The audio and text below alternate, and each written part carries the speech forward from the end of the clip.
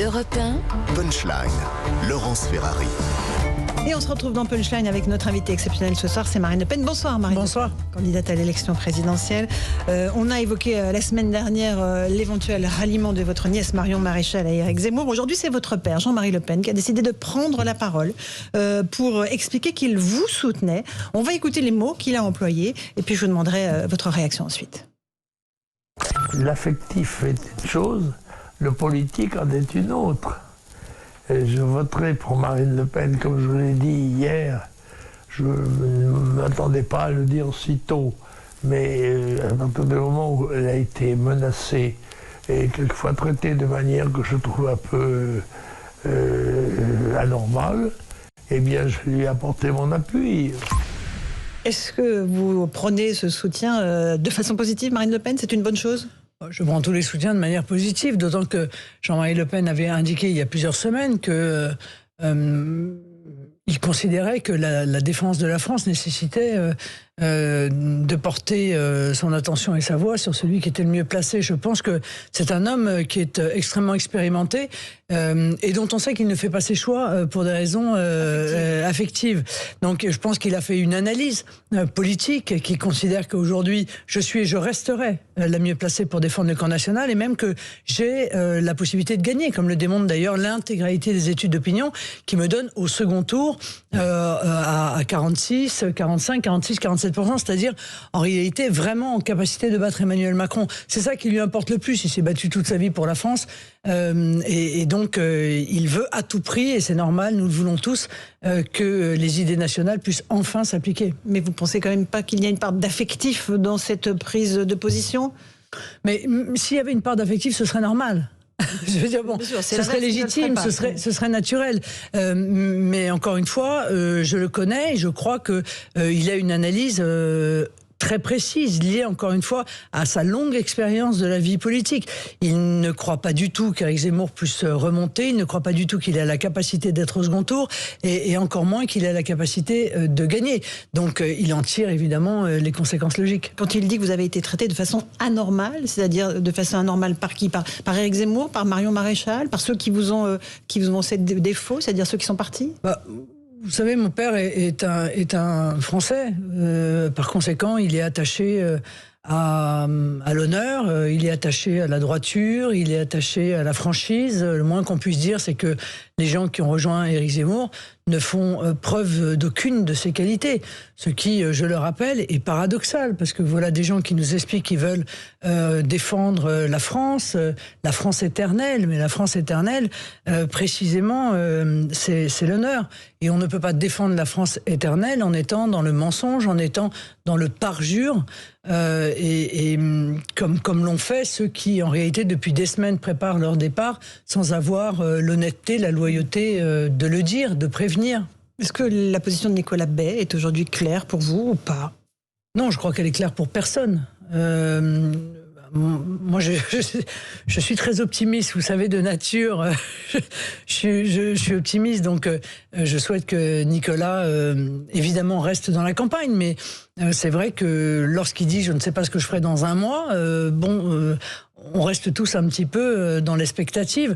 Il est porte-parole de la campagne, tout de même. Je lui ai fait la confiance et j'espère ne pas avoir à le regretter de porter ma parole dans cette campagne présidentielle. Donc je pense que le mieux pour tout le monde, c'est qu'il maintenant il s'exprime clairement. Et qu'il parte, s'il doit partir. Vous avez lancé une mise en garde ferme lorsque vous étiez à Madrid en disant ceux qui doivent partir, faites-le maintenant. Arrêtez la taquia, qui est ce mot évidemment qui sert aux islamistes pour se cacher. Mais oui, parce que c'est insupportable, si vous voulez. Encore une fois, c'est le déshonneur de faire ça. Le mensonge qui consiste à faire croire qu'on est dans une équipe et puis en réalité la saboter de l'intérieur et jouer pour l'équipe adverse. Vous savez, ça, encore une fois, ça dégoûte les Français et je les comprends parfaitement. Et comment peut-on imaginer que des gens qui se comportent comme ça seraient capables de rétablir les valeurs morales minimales qui sont utiles pour redresser notre pays? Est-ce que vous pensez que ça vous sert finalement, que les rangs s'éclaircissent et que les choses soient plus claires? Oui, enfin, vous savez, quand vous prenez des coups, on peut bien essayer de dire après que ça vous sert, mais enfin, bon, la réalité, c'est qu'on prend des coups. Et que c'est un moment qui est un moment très désagréable. Maintenant, il est sûr qu'il y a des gens qui partent parce qu'en réalité, ils se sentent plus proches de la vision qui est celle d'Éric Zemmour, qui est une vision extrêmement brutale. Voilà, je le dis, je l'ai toujours dit, je trouve qu'il a une vision brutale sur l'immigration, qu'il a même une vision brutale sur la société de manière générale. Éric Zemmour est un idéologue et donc les idées valent mieux que les gens. Et bon, j'ai une divergence fondamentale sur ce sujet. Donc je sais, par expérience, parce que je les connais, que certains souhaitent qu'en réalité, le combat nécessaire contre l'immigration massive, contre l'immigration clandestine, la reprise en main de notre politique migratoire, ils souhaitent que ça se transforme en une sorte de croisade, c'est-à-dire une sorte de guerre de religion à laquelle moi je ne peux pas adhérer. Est-ce que vous avez eu votre nièce Marion Maréchal au téléphone depuis vendredi dernier? Non, mais j'ai pas eu grand monde au téléphone, faut être honnête. Vous les avez plus souvent au téléphone que moi, semble-t-il, parce que il y a beaucoup de gens qui donnent beaucoup d'interviews, mais je sais pas, ils ont dû perdre mon numéro ou... Votre père le courage de m'appeler. A dit à son sujet qu'elle devrait plutôt s'occuper de ses affaires personnelles. Elle se marie, elle a un enfant, et puis brusquement, elle intervient dans la campagne. Vous pensez qu'elle doit se consacrer à ses projets personnels? Non, mais c'est pas le sujet. Enfin, le sujet n'est pas là. Le sujet, c'est que Marion avait dit il y a plusieurs années qu'elle ne souhaitait plus faire de la politique. Bon, elle aurait pu, si elle avait envie de refaire de la politique, revenir dans d'autres conditions que celle-là, d'une autre manière que celle-là. Est-ce que vous lui offrez une investiture pour les législatives? Enfin, j'ai pas besoin de lui offrir une investiture. Enfin, vous voyez, je sais qu'on offre beaucoup de choses du côté de chez Éric Zemmour, des investitures, des postes, des promesses. De l'argent? Il y a 42 personnes qui seront ministres de la Justice, 62 qui seront ministres de l'Intérieur, etc. Des moyens, en tout cas des moyens financiers, oui, ça c'est une évidence. Mais moi, si Marion m'appelait pour me dire Marine, je souhaite revenir en politique et je souhaite repartir, par exemple, dans mon ancienne circonscription, il n'y aurait aucun problème. Mais elle le sait très bien. Donc le sujet, je crois, n'est pas celui-là. Le sujet est un différend politique. Oui, je le souhaite, parce que si c'est pas ça, c'est quoi? Je sais pas. Ce sera différent personnel. Mais encore une fois, les différents politiques peuvent exister. Mais la manière de les exprimer compte. La manière de faire les choses, la manière de prévenir, la manière... même, je le dis pour ceux qui sont partis ou qui jouent à rester alors qu'ils devraient déjà pu être là, la manière de partir compte. Parce que ça marque ce que vous êtes. Si vous voulez, la manière dont ils se comportent en dit plus long sur eux que sur nous, en réalité.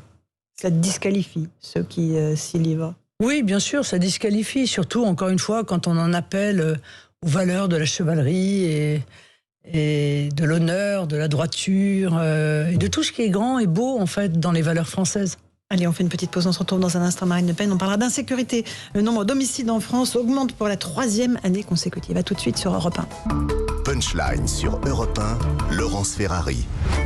On se retrouve dans Punchline avec Marine Le Pen, candidate à l'élection présidentielle. Le nombre d'homicides en France, Marine Le Pen, augmente pour la 3e année consécutive.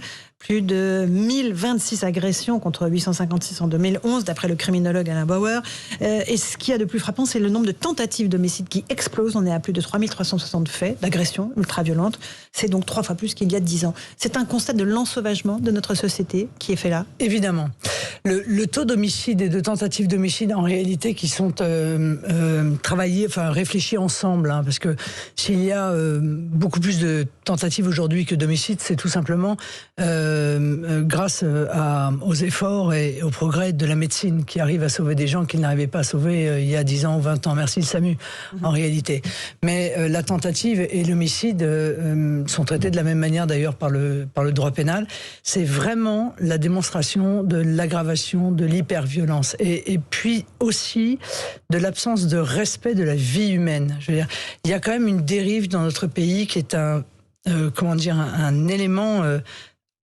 vraiment inquiétant et à prendre en considération, qui est l'absence de respect de l'intégrité physique. C'est la raison d'ailleurs pour laquelle, dans le projet que je fais pour la justice, j'aggrave beaucoup les peines qui sont des peines qui concernent des délits d'atteinte à l'intégrité physique. Et notamment, je rends impossible l'aménagement de ces peines lorsque la peine est supérieure à 6 mois. Parce qu'il faut casser ça. Il faut briser cette dérive terrible qui consiste à considérer l'être humain comme ne valant rien, et donc penser que parce qu'on a envie de quelque chose, ou parce qu'on est frustré, ou parce qu'on est agacé, on a le droit d'attenter... Sous l'emprise de stupéfiants. Ou sous l'emprise de stupéfiants, on a le droit d'attenter à la vie de nos concitoyens. C'est un cercle qui est un cercle extrêmement dangereux. Vous rencontrez demain le syndicat de police Alliance qui invite tous les candidats à la présidentielle à exprimer leur vision de ce qu'ils proposent pour la police. Les grandes propositions que vous faites sur les policiers, c'est la présomption de légitime défense pour les forces de l'ordre. Il y a d'autres choses ? Oui, il y a d'autres choses, parce qu'en réalité, je pense que aujourd'hui, le problème de notre police, c'est qu'elle n'arrive plus à voir le sens de leur mission. Ils ont un manque de soutien absolument total de la part des gouvernements. D'ailleurs, le président de la République, quand il a parlé de violences policières, a contribué à leur donner le sentiment que non seulement le travail qu'ils faisaient ne servait à rien, parce que bien souvent, on le sait, ils revoient les délinquants qu'ils ont arrêtés la veille se balader devant le commissariat le lendemain. Ils s'aperçoivent que lorsqu'ils sont victimes de violences, les peines qui sont infligées sont des peines qui sont dérisoires, comme si frapper, agresser un policier était une chose banale. C'est donc le réarmement moral des policiers qui est essentiel. C'est ça dont je vais leur parler demain, mais pas seulement d'eux. Je vais leur parler de leur logement. Parce que bien souvent, ils vivent dans des endroits qui sont très dangereux, ils sont agressés alors qu'ils sont hors service. Je vais leur parler de leur famille, parce que l'on doit aussi la protection aux familles des policiers. Aujourd'hui, dans beaucoup d'endroits, les familles de policiers se cachent. Avant, être la femme d'un policier ou être l'enfant d'un policier, c'était une fierté. Aujourd'hui, on dissimule le fait d'être la femme ou l'enfant d'un policier tellement on a peur des représailles. On ne peut pas admettre ça dans la France du XXIe siècle. C'est impossible, car encore une fois, ils sont nos protecteurs. Si nos protecteurs sont considérés par les délinquants et par les criminels comme du gibier, alors il n'y a plus aucune protection possible pour le peuple français. Donc, il faut les réarmer, il faut leur redonner des moyens, il faut qu'ils travaillent dans des commissariats qui soient dignes. Mais vous imaginez pas les commissariats que j'ai vus. J'ai visité des commissariats, mais personne n'accepterait de travailler dans ces conditions. Les fuites d'eau, le matériel obsolète, la peinture ignoble, dégoûtante. On ne peut pas les laisser travailler dans ces conditions. Voilà, il faut vraiment faire un effort. Et moi, je veux faire une grande loi d'orientation police-justice. Je débloque 7,5 milliards sur le quinquennat pour l'amélioration des conditions de travail des policiers, mais aussi pour le doublement notamment des magistrats. Il faut reconstruire l'ensemble de la chaîne pénale, policiers, magistrats, et puis évidemment prison derrière, parce que s'il n'y a pas de prison pour mettre hors d'état de nuire les criminels, alors tout ce travail-là non plus ne sert à rien. Un mot sur le logement, vous l'avez évoqué, des policiers. Les gendarmes sont logés dans des casernes qui sont attenantes évidemment aux gendarmeries. Est-ce que vous envisagez de faire la même chose pour les policiers ? Moi, vous savez, je souhaite de manière générale mettre en place la priorité nationale dans l'accès au logement social. Et je pense que dans le cadre de cette priorité nationale, il y a effectivement des gens qui devraient avoir une hyper priorité, une super priorité. Et les policiers, évidemment, en font partie, comme en font partie, par exemple, le personnel soignant dans les logements sociaux qui sont à proximité de l'hôpital où ils travaillent. Il faut, voilà, comme ça, faire une sorte d'échelle, mais pour permettre, encore une fois, aux familles des policiers, aux policiers et à leurs familles, de vivre dans des bonnes conditions et puis à proximité aussi du lieu de travail. Parfois, les policiers veulent éloigner leur famille de peur de représailles, justement. Ils habitent à 1 heure et demie de leur lieu de travail pour éloigner la menace. À partir du moment, si vous voulez, où l'agression à l'égard d'un policier sera sanctionnée avec la fermeté qui est nécessaire, on lancera aussi le signal: on ne touche pas aux policiers, aux gendarmes et accessoirement aux policiers municipaux qui eux aussi deviennent le gibier des délinquants, des dealers et des criminels. Il faut rétablir une forme de sacralité de la fonction de force de l'ordre en lançant des signaux qui sont des signaux clairs et qui seront évidemment impulsés par les magistrats. On fait une petite pause, Marine Le Pen. On vous retrouve dans un instant dans Punchline. On parlera de votre plan de création de places de prison. On parlera aussi de la montée de l'islamisme et de ce qui s'est passé après le reportage à Roubaix diffusé sur M6 par Zone Interdite et les menaces de mort qui pèsent désormais sur les journalistes et certains des témoins de ce reportage. A tout de suite sur Europe 1. Europe 1, Punchline, Laurence Ferrari. Avec Marine Le Pen, qui est l'invitée exceptionnelle de Punchline, en termes de création de places de prison, vous voulez créer 20 000 places de prison en combien de temps? On sait la difficulté que tous les gouvernements ont à faire sortir de terre ces places de prison. Oui, 25 000 en réalité, parce qu'on veut passer de 60 000 à 85 000 à la fin du quinquennat. Oui, mais je pense que là, il faut justement avoir une loi particulière pour faciliter, si vous voulez, la construction des prisons. Parce qu'en réalité, on multiplie les normes, les conditions qui font que on met 8 ans avant de faire sortir une prison de terre. Il faut construire des prisons, mais on peut aussi, encore une fois, avoir toute une série d'établissements qui ne soient pas obligatoirement des prisons de haute sécurité, mais qui permettent de mettre les gens qui ont des petites peines. Vous savez que ce que je souhaite, moi, c'est rétablir les courtes peines. C'est-à-dire qu'aujourd'hui, en France, on ne fait pas de prison si on est condamné à une peine de prison de moins de 1 an. Je pense que c'est une erreur. Voilà, c'est une erreur parce que parfois, pour un délinquant qui en est au début, entre guillemets, de sa carrière, eh bien, mieux vaut faire 15 jours ou 1 mois de prison pour se dire, pour finir, j'ai pas envie de continuer, plutôt que d'attendre qu'il soit entré dans une forme d'habitude de délinquance et que ce soit des faits extrêmement graves qui se déroulent par la suite. Donc, il y a toute une série de modules de prison possibles. Avec des bâtiments existants ? Oui, avec des bâtiments qui existent. Oui, il y a des bâtiments existants donc qui, en tout cas plus rapidement, peuvent être transformés, qui sont des bâtiments qui reçoivent du public et qui peuvent être plus facilement transformés pour mettre éventuellement des gens dont le niveau de sécurisation ne nécessite pas une prison dite classique. Quand on veut, on peut, Madame Ferrari. Je crois que c'est ça en fait le signal que je voudrais lancer moi. Quand on veut, on peut, et quand on veut, on s'en donne les moyens. La réalité, c'est qu'Emmanuel Macron se moque de la sécurité. Il se réveille là maintenant parce qu'il se dit oups, l'élection est dans 2 mois, il faut que je fasse mine de m'intéresser à la sécurité, il faut que je fasse mine de m'intéresser aux problématiques régaliennes. Il n'a rien fait, voilà. Et il a avec lui un ministre de l'Intérieur qui raconte absolument n'importe quoi en toutes circonstances.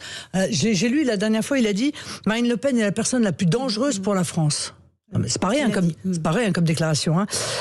Quand elle dit vouloir obliger les juges à prendre des sanctions pénales obligatoires. Non, mais c'est une plaisanterie. C'est-à-dire qu'en réalité, il évoque le fait que je souhaite remettre en place les peines planchées. Les mêmes peines planchées qui ont été mises en œuvre par Nicolas Sarkozy alors que M. Darmanin était à l'UMP et qui ont été d'ailleurs validées par le Conseil constitutionnel, contrairement à ce que dit M. Darmanin. Comment voulez-vous que les Français puissent avoir la moindre foi dans des gens qui sont capables de sortir des énormités pareilles et dont tout de même notre sécurité dépend? Encore un tout petit mot sur les prisons. Vous voulez, c'est pas les centres éducatifs fermés que vous voulez créer, on est d'accord, c'est encore d'autres structures. Vous savez qu'il y a 50 centres éducatifs fermés en France, il n'y en a même pas un par département. Oui, il en faut d'ailleurs un par département. Mais là, ce dont vous parlez, c'est encore d'autres structures.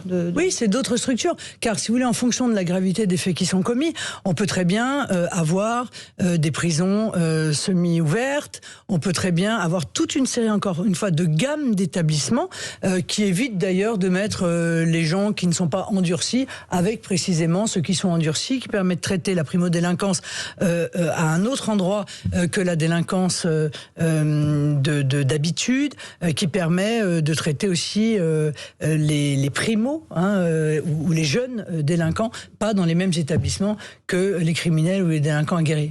J'aimerais qu'on parle de l'islamisme. Aujourd'hui, Richard Malka a fait une tribune pour dénoncer le silence assourdissant de la profession de journaliste après les menaces de mort contre des journalistes de M6, de Zone Interdite, Ophélie Limonier et ses équipes, ainsi que des témoins qui ont témoigné dans un reportage portant sur l'islamisme radical à Roubaix. Est-ce que vous apportez votre soutien à ces équipes-là et est-ce que vous trouvez que finalement on en parle assez peu et qu'il y a peu de soutien ? Mais j'apporte un soutien absolument total et je partage véritablement l'inquiétude de Richard Malka. Parce qu'en réalité, ce qu'il décrit, ça s'appelle du terrorisme intellectuel. Il y a le terrorisme qui tue avec les bombes, il y a les terroristes qui égorgent, et puis il y a ceux qui terrorisent la population par l'intermédiaire d'un terrorisme intellectuel qui fait que on n'ose plus en réalité défendre nos valeurs. On n'ose plus défendre la liberté d'expression parce que on est immédiatement victime de représailles, de menaces, de chantage. Et j'ai le sentiment, mais ça n'est même plus un sentiment, c'est aujourd'hui une certitude après l'affaire Mila, quand je vois l'affaire de M6 et de Ophélie Meunier et de Amin Elbaïd d'ailleurs, hein, très courageux, vraiment très témoins, ouais. Vraiment courageux. Enfin, si vous en rendez compte, on est en train de se dire dans la France du XXIe siècle toujours qu'il est extrêmement courageux de dénoncer une idéologie dans notre pays. Et bien quand je vois cette absence totale de réaction de la part de l'État, je me dis que si l'ensemble de la société française ne réagit pas, si elle n'apporte pas massivement son soutien à Mila, à Ophélie Meunier et à tous ceux qui en réalité sont victimes, les enseignants qui se cachent, qui sont victimes eux aussi de menaces, eh bien alors on aura perdu la partie, il n'y aura plus qu'à tirer l'échelle et moi j'ai pas envie de tirer l'échelle. Voilà, parce que si on laisse faire ça, alors c'est plus la France. Ça n'est plus notre pays. Ce ne sont plus les valeurs que nous chérissons. Ce n'est plus le mode de vie que nous souhaitons. Et il faut à tout prix défendre notre mode de vie. Et notre mode de vie passe évidemment par la liberté d'expression. Donc il faut poursuivre. Pas 1, 2, 3 comme ils ont fait dans l'affaire Mila en les choisissant bien parce qu'il fallait que le profil corresponde à ce que souhaitaient les procureurs. Il faut poursuivre tous ceux. Il y en a 80 000. 80 000. Il faut poursuivre tous ceux qui ont menacé, qui ont fait du chantage, qui ont menacé de mort, de viol, de meurtre, ceux qui informent dans notre pays. Voilà, tous. Et comme on aurait dû d'ailleurs poursuivre tous ceux qui ont agressé par la parole, mais jusqu'à... On ne sait pas jusqu'où, évidemment, ça peut aller. Avec l'affaire Paty, on l'a vu, on l'a su, la jeune Mila. Éric Zemmour comparait ce matin Roubaix à l'Afghanistan. Est-ce que les deux situations sont comparables ou pas pour vous ? Non, je pense que les deux situations, en l'espèce, ne sont pas comparables. Mais là, ils viennent de renvoyer... On parle du Mali, hein ? Non, on parle de pardon, Roubaix. Excusez-moi. Roubaix. Il compare la situation à Roubaix à la situation actuellement en Afghanistan. Est-ce qu'on peut comparer ce qui se passe à Kaboul avec les talibans et ce qui se passe à Roubaix dans une rue où non, puisque par définition, normalement, on a à la tête de la France des gens qui devraient faire respecter la loi et qui devraient assurer notre liberté et notre sécurité. En Afghanistan, les dirigeants partagent l'idéologie de ceux qui commettent des exactions à l'égard des femmes, à l'égard de ceux qui ne partagent pas leur religion et qui sèment la terreur. Mais en l'occurrence, à Roubaix, ceux qui sèment la terreur sont des délinquants aux yeux de la loi. Et donc, ils devraient être dans les prisons françaises et pas en train de continuer à faire peser sur la population une pression qui est inadmissible. Quand on voit dans ce reportage l'avancée de l'islamisme, je le dénonce depuis, je sais pas, 20 ans, nous le dénonçons. Quand on voit les magasins avec les poupées sans visage,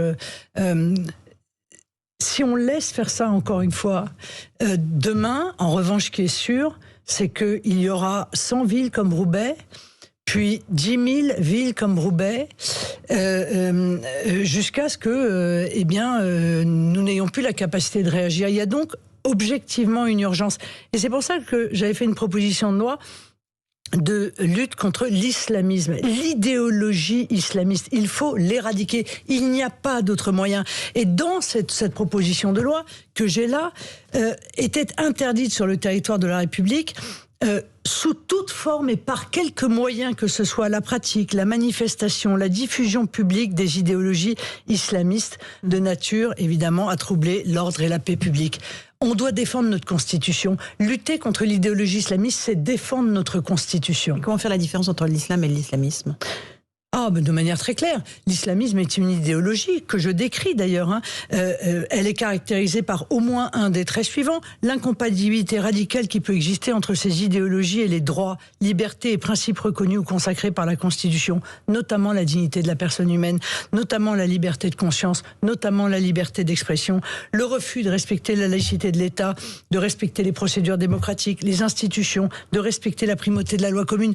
Il y a ainsi toute une liste. On a fait un travail extrêmement sérieux. Vous voyez, moi, je ne fais plus que des constats. Les constats, ils sont acquis. Tout le monde comprend qu'il y a un problème. Maintenant, ce que les gens attendent, c'est des dirigeants qui apportent des solutions fermes, des solutions applicables, immédiatement applicables. Eh bien, cette proposition de loi, elle est immédiatement applicable. Est-ce que vous vous rendrez à Roubaix pendant la campagne? Est-ce que vous irez parler aux habitants de Roubaix pour voir comment ils vivent la situation? Mais je sais très bien comment ils vivent la situation. Je le sais pertinemment. Vous savez, moi, j'ai rencontré des centaines de milliers de personnes pendant les dernières années. Je sais pertinemment. Il y a ceux qui ne supportent plus et qui partent quand ils en ont la possibilité, parce que la différence aujourd'hui dans ces banlieues compliquées, c'est entre ceux qui peuvent partir et ceux qui n'ont pas les moyens de partir, d'accord ? Et dans les gens qui en souffrent, il y a tous les gens honnêtes. Et dedans, il y a aussi des musulmans. Je veux dire que les choses soient claires. Il y a des musulmans qui subissent les conséquences de la pression des islamistes. Alors, ils n'osent rien dire parce que, évidemment, ils craignent. Ils sont comme tout le monde. Ils ont la peur. Donc, tout le monde a peur. Donc l'État regarde l'ensemble de ces gens qui ont peur d'une idéologie sans réagir. On est obligé de constater que la loi qui a été promulguée par M. Darmanin ne fonctionne pas. Voilà, il y a toujours ces magasins avec des poupées sans visage parce que les islamistes considèrent qu'on ne peut pas représenter l'être humain. Il y a toujours ces gens qui vous empêchent de manger comme vous le souhaitez, de vous habiller comme vous le souhaitez, qui font pression sur les familles, qui menacent, qui mettent en œuvre ce terrorisme insidieux. Bon, ben voilà, il faut les combattre. Marine Le Pen est l'invitée de Punchline. On se retrouve dans un instant, on va parler de pouvoir d'achat. Vous présentez votre convention présidentielle le 5 février avec votre programme. On verra ce que vous proposez pour aider les Français à gagner un peu mieux leur vie. A tout de suite dans Punchline. Punchline sur Europe 1, Laurence Ferrari. Marine Le Pen est l'invitée de Punchline ce soir. Votre convention présidentielle aura lieu le 5 février. Vous allez y dévoiler l'intégralité de votre programme. À propos du pouvoir d'achat, évidemment, première préoccupation des Français. Ils voient le poste énergie exploser, ils voient le prix de l'alimentation exploser, ils voient le poste du logement peser de plus en plus lourd sur le budget. On estime que c'est aux alentours de 30% aujourd'hui dans le budget des ménages. Qu'est-ce que vous proposez ? Bon, d'abord, est-ce qu'on pourrait arrêter de dire que c'est 8% ? Parce que l'INSEE mesure le logement en disant ça pèse 8% du budget des ménages. Bon, arrêtons. En réalité, 30%. Le budget, effectivement, est probablement le premier poste de dépense des ménages. Donc, évidemment, j'ai un certain nombre de propositions. D'abord, vous savez, j'ai proposé un prêt à taux zéro pour les jeunes couples, pour qu'ils puissent accéder à la propriété. Et ce prêt à taux zéro, qui peut aller jusqu'à 100 000 euros, il est évidemment sous un certain nombre de conditions, mais le capital non remboursé se transforme en subvention au troisième enfant. Parce que je veux aussi que l'on mette en place des mesures pour la natalité. Il faut que nous fassions des enfants, et pas seulement, Madame Ferrari, dans la ruralité.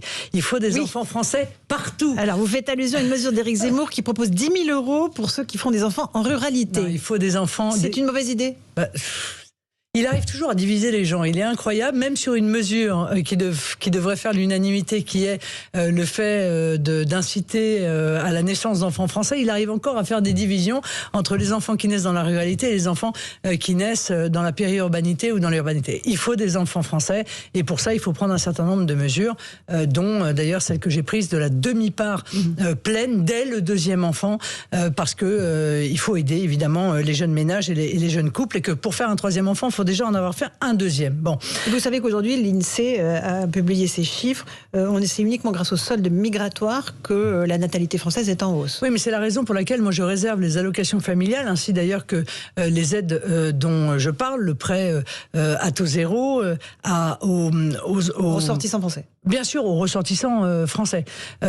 Et parce que je veux des enfants français, parce que je n'ai pas envie d'inciter à la natalité d'enfants. Mais ils sont automatiquement français. Français. Ils ne le seront plus avec moi, puisque je supprime le droit du sol. C'est-à-dire que, si vous voulez, avec moi, il n'y aura plus d'acquisition automatique de la nationalité française. On ne devient pas français de manière automatique. On devient français soit parce qu'on a un de ses deux parents au moins qui est français, soit parce qu'on mérite de devenir français. Mais l'acquisition automatique, ça n'existera plus. Alors il y a des cas, si vous voulez, où le critère sera évidemment, par exemple, si vous vous mariez, il n'y aura pas d'acquisition automatique. En revanche, le fait que vous soyez marié à un Français, bien sûr, sera analysé comme étant un critère positif pour votre pour l'aboutissement de votre demande d'accès à la nationalité française. Je pense qu'il faut vraiment revoir et peut-être même supprimer totalement la loi SRU. La loi SRU est une stupidité qui pousse les maires en réalité à essayer de mettre en place toutes les mesures pour éviter de s'y soumettre. Il faut, je l'ai dit tout à l'heure, la priorité nationale à l'accès aux logements sociaux. Les logements sociaux, nous les avons payés, nos parents, nos grands-parents les ont payés. Je pense qu'il est normal en France que les Français puissent avoir une priorité d'accès au logement social. Ça va avoir une influence parce que, en réalité, à partir du moment où un certain nombre de Français modestes pourront avoir accès au logement social, eh bien, on fera baisser la pression, en fait, sur le marché privé du logement. Mais il faut aussi de la mixité. Il faut aussi construire. Il faut construire, par exemple, il faut construire des logements étudiants. Emmanuel Macron avait fait des grandes promesses, il ne les a évidemment là non plus pas respectées. Il faut construire 100 000 logements étudiants sur le quinquennat. C'est absolument essentiel parce que les étudiants aujourd'hui sont dans une précarité qui est une précarité folle et il est évident que même pour ceux qui travaillent, ils ne peuvent pas avoir accès à un logement classique sur le marché privé. Vous savez, je réserve, moi, l'aide au logement, d'ailleurs, les APL notamment, aux Français et aux étrangers qui peuvent démontrer 5 ans d'équivalent temps plein de travail en France. Parce que là encore, je pense que, compte tenu de la situation financière qui est celle du pays, eh bien, il faut concentrer les aides d'abord sur nos propres compatriotes. Vous en excluez les étudiants étrangers? Oui, j'en exclus les étudiants étrangers. Comment feront-ils? Eh bien, je pense qu'ils seront soumis à la même règle que les autres, sauf dispositions particulières. Vous savez, il y a des fondations aussi, il y a des associations. On peut passer d'ailleurs avec un certain nombre de pays des accords bilatéraux. Je préférerais d'ailleurs qu'on les passe avec les pays francophones, parce que je pense que donner un avantage en réalité aux étudiants étrangers de langue francophone, ça permet aussi derrière de développer notre culture, de développer des échanges économiques qui sont essentiels pour notre pays. Donc il y a une richesse, évidemment, à accueillir des étudiants français. Oui, bien sûr, étrangers, pardon. Bien sûr, il faut en accueillir. Je ne dis pas qu'il faut arrêter d'accueillir des étudiants étrangers. Il faut en accueillir. Il y a une condition, c'est qu'il faut qu'ils repartent dans leur pays après avoir terminé leurs études. Parce que c'est ça, en fait, la règle du jeu que je voudrais à nouveau voir respectée. Quand je baisse la TVA sur le fioul, sur le gaz et sur l'électricité de 20 à 5,5, je fais aussi un énorme effort pour le logement. Parce que le logement, c'est ça aussi. C'est le logement et c'est l'intégralité des charges qui sont associées à ce logement. Quand je fais baisser les abonnements, comme je souhaite le faire, de 30 € par an, c'est encore un pouvoir d'achat supplémentaire que je rends sur ces sujets-là. Donc vous voyez qu'il y a énormément de propositions qui rentrent en ligne de compte pour, de manière générale, rendre leur argent aux Français, parce que c'est ça l'engagement que j'ai pris dans cette campagne présidentielle. Sur les droits de succession, vous voulez aussi alléger la fiscalité qui pèse sur les droits de succession? Oui, je veux alléger la fiscalité qui pèse sur les droits de succession parce qu'encore une fois, pour moi, la fiscalité vient au soutien de la philosophie qui est la mienne. Ma philosophie, c'est la transmission. Je veux que les Français puissent rester propriétaires de leur maison. Et notamment, je pense qu'il faut à tout prix que jusqu'à 300 000 €, les biens immobiliers soient exonérés d'impôts sur les successions. Mais derrière, si vous voulez, cette somme, il y a autre chose. Il y a la maison familiale, il y a celle où on a des souvenirs, il y a celle où on a vécu enfant, il y a celle où nos parents ont vécu, parfois où nos grands-parents ont vécu. Imaginez qu'on soit obligé de vendre une maison parce que l'État vous demande des sommes qui sont tout de même importantes, alors même que cette maison a déjà été payée, puisqu'elle a été par définition achetée, que des impôts ont été payés chaque année. Je trouve que c'est profondément injuste. Donc je veux que ce lien de transmission soit à nouveau respecté dans notre pays. Et puis, il n'y a pas que l'immobilier, il y a aussi les entreprises. Et c'est la raison pour laquelle moi je mets en place une loi qui fait que l'ensemble des biens professionnels et évidemment des exploitations agricoles seront totalement exonérés de droits de succession, à une condition, c'est que les héritiers en restent propriétaires pendant 10 ans, car l'idée, ça n'est pas évidemment, immédiatement la succession passée, de vendre éventuellement à un fonds de pension ou à je ne sais quel acquéreur étranger. Donc la maison individuelle reste un modèle d'avenir pour vous, contrairement à ce que disait une ministre du gouvernement d'Emmanuel Macron. Mais oui, mais en réalité, c'est le rêve de millions, de dizaines de millions de Français de pouvoir avoir une maison individuelle et vendre comme rêve de mettre des gens à vivre dans les immeubles qu'il y a derrière vous de manière obligatoire, c'est quand même une idée toute macroniste. Un mot d'actualité, et on parle du Mali cette fois-ci. La junte au pouvoir a décidé de façon très unilatérale d'expulser l'ambassadeur de France. Il a 72 heures pour faire ses valises. Pour l'instant, Paris prend acte de cette décision. Que devrait faire la France ? Bon, d'abord, permettez-moi de vous dire que cette décision est révoltante. Elle est révoltante parce que je rappelle à ceux qui nous écoutent que 53 de nos enfants sont morts pour aller défendre le Mali à la demande du Mali. La France n'a pas décidé toute seule d'intervenir. C'est le gouvernement malien qui nous a appelés pour faire face aux islamistes et 53 de nos enfants sont tombés au Mali. Aujourd'hui, la décision qui est prise ne mérite pas un commentaire qui consiste à dire on prend note, comme le fait le ministre des Affaires étrangères. Je pense qu'il faut immédiatement renvoyer évidemment l'ambassadeur du Mali, qui devrait déjà, au moment où on se parle, être dans l'avion. Je pense qu'il faut bloquer l'intégralité des avoirs des dirigeants maliens en France, qu'il faut d'ailleurs bloquer l'aide au développement à destination du Mali, et accessoirement qu'il faut bloquer l'intégralité des transferts de fonds financiers, y compris individuels, qui partent de France vers le Mali et qui représentent 12% du PIB du Mali. Je n'accepterai pas que la France soit humiliée comme elle l'est par le gouvernement malien, et je ne supporterai pas que notre armée soit humiliée comme elle l'est par le gouvernement malien. Est-ce qu'elle doit rester sur place? Bien sûr que non. Elle ne peut plus rester. Il faut rapatrier nos soldats et capituler. Bien sûr qu'elle ne peut plus. On capitule devant les terroristes. Mais on n'a pas. C'est pas une question de capituler. C'est depuis le départ que ce dossier a été mal géré par Emmanuel Macron.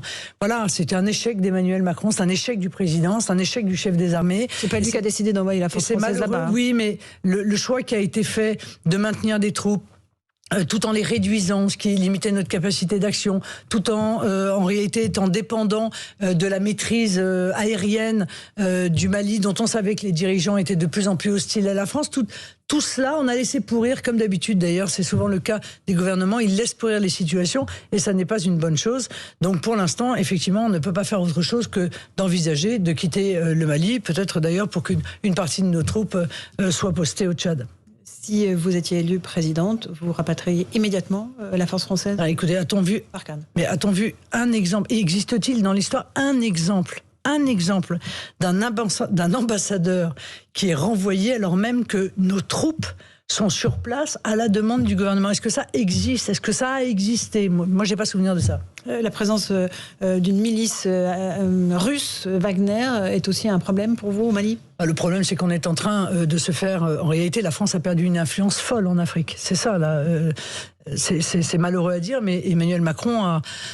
encore une fois, accumuler les échecs dans ce domaine. Et nous sommes partout en train de perdre de l'influence, de perdre des positions. Le Burkina Faso, notamment, vient quasiment de nous expliquer que, eh bien, elle se mettait maintenant sous la protection russe. Tout cela est évidemment très malheureux. Un dernier mot d'actualité. Une conseillère régionale de PACA RN, élue des quartiers nord de Marseille, vient d'apporter, elle s'appelle Sophie Grec, vient d'apporter son parrainage à Éric Zemmour. Vous allez l'exclure du RN? Alors non, elle s'appelle Sophie Grech. Grech, pardon, je le dis pour que tous ceux qui m'entendent le sachent. Elle s'appelle Sophie Grech et elle donne son parrainage à Zemmour alors même qu'elle avait promis de me l'accorder, qu'elle a signé une promesse, un engagement de promesse de parrainage.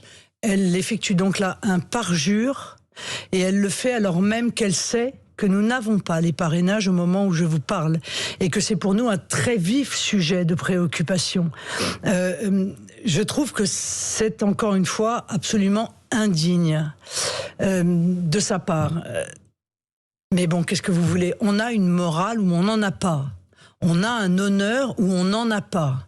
Voilà, on peut pas, ça c'est un peu comme l'amour des Français, ça s'apprend pas. Elle sera exclue du Rassemblement national? Ou ça me paraît être la moindre des choses. Bien entendu, elle sera également exclue du groupe. Ça me paraît la moindre des choses. Parce qu'encore une fois, c'est pas tellement uniquement à mon égard, même si c'est très grave pour la cause, parce qu'elle a été élue, encore une fois, sur une liste des Rassemblements nationaux, par des électeurs du Rassemblement national.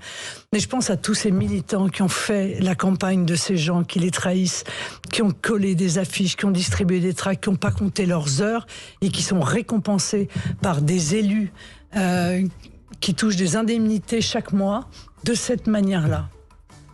Marine Le Pen était l'invitée de Punchline. Merci beaucoup d'être venue ce soir sur Europe 1. Bonne soirée à vous tous. La musique dans un instant sur Europe 1. Bonne soirée.